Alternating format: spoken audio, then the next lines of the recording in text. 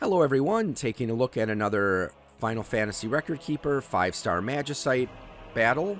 Today we're going to be taking a look at Slydra. Now for this particular setup, I start with Thunder God's Might on Squall because that allows him to get the Fabula Guardian up fast enough where it's actually going to do some good.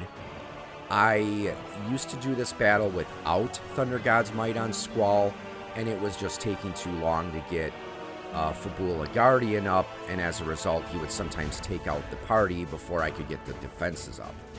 Now, I am also doing this fight after the update where now Hestaga, Shelga, and Protecta now last through the entire battle as long as you're not hit by an attack that dispels. So that actually is quite helpful. With Squall, we're going to have him do Life Siphon a couple times before we start hitting his soul breaks.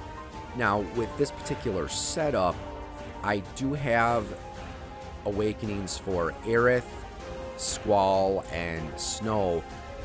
You could probably do it without the awakenings. Originally, I did manage to beat him without the awakenings for Squall and Snow, but it was just taking over a minute and I wasn't able to master it. There is a little bit of RNG in this fight. The main RNG comes with Laguna and Elarra, because Elarra is going to be using Bard abilities through most of the fight, and I do have her record materia that gives her a chance to heal a small amount of HP when using a Bard ability. So it's always helpful when that goes off. Sometimes I'll have an entire playthrough where I never get the extra HP, but it is very nice when it does happen. The other RNG is with Laguna, because as you can see, Slydra does increase his resistance to ice. And through most of the battle, Laguna is going to be using a machinist ability that has a icy offering, there it goes, that has a high chance to increase or decrease the target's resistance to ice. I also have his record materia, Splash of Fun, that does give you a small chance to decrease the target's ice resistance when using machinist abilities. But again, it's a little bit of a crapshoot as to whether they actually go off or not. Another thing with this particular setup, you want to try to get as much out of that Laguna's chain as possible. So that's where the timing can be important. I do also have his super that I use for this battle, which is nice because, again, it makes some attacks, but it also decreases ice resistance by 2. Which, trust me, is very useful in this fight.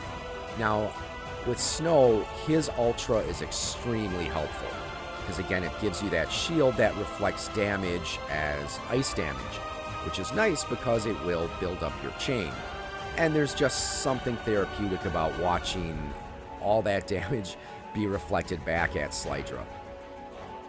Now, as far as when to trigger the awakenings, I wait usually until after Slydra triggers high stakes before I use Aerith's Ultra, or her awakening. And then with Snow and Squall, I wait until the second chain before I use their awakenings. Like I said though, it is possible to beat this guy without the awakenings.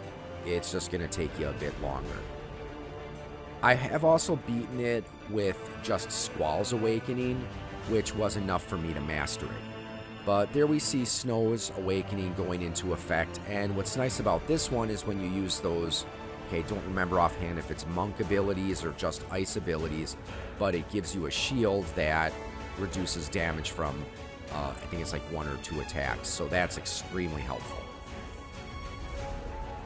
Oh yes, another little bit of RNG in this fight is whether we can get Squall's Spellblade abilities to double cast.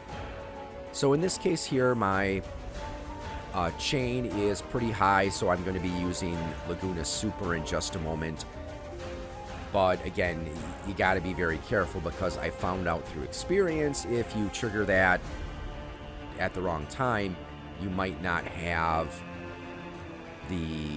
enough soul break bar built up to reinstate the chain.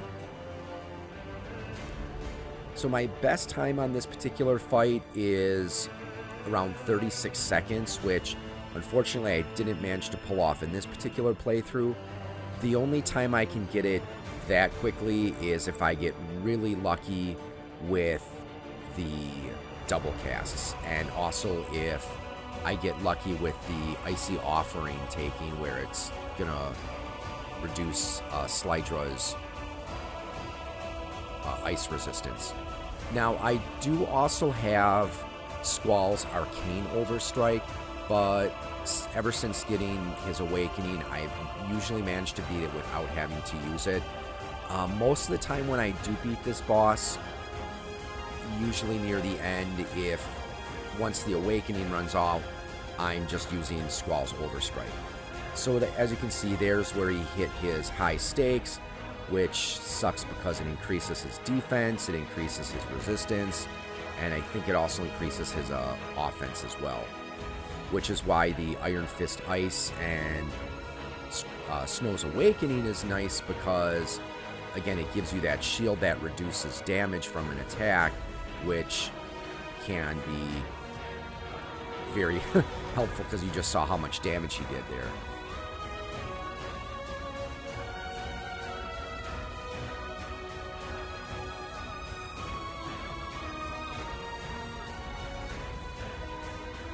Usually with this fight, this particular setup, I don't have much issue breaking the damage cap. You know, again, because with the Manticore, he'll usually break it when, you know, as long as the Icy Offerings have taken effect where his ice resistance goes down, usually he can break the damage cap. But I've had run-throughs where if the ice resistance has gotten too high, not even Manticore is going to be able to break the damage cap.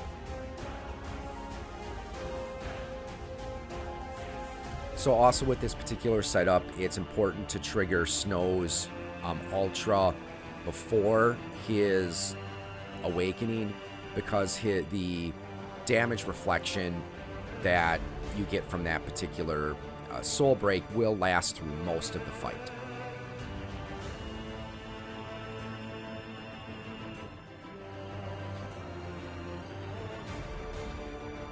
So we're just about done here, and I think Manticore does manage to get the killing blow.